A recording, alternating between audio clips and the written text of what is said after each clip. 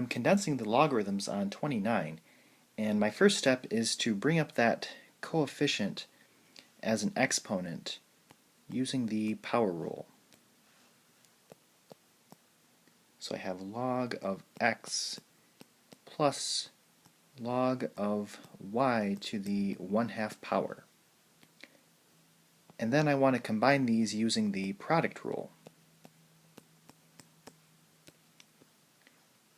So it will be log of x times y to the 1/2 power.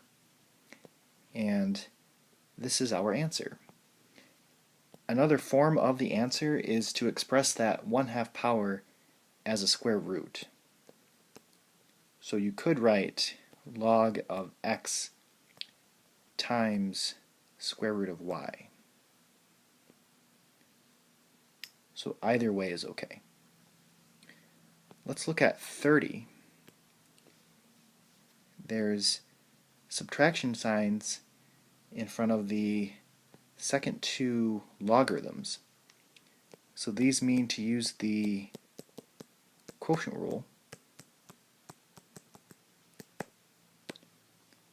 So when we combine these, it's going to be log base 4 of 5, and then both of these, the x and the y, are going to be on the denominator because they both have a subtraction sign in front of them.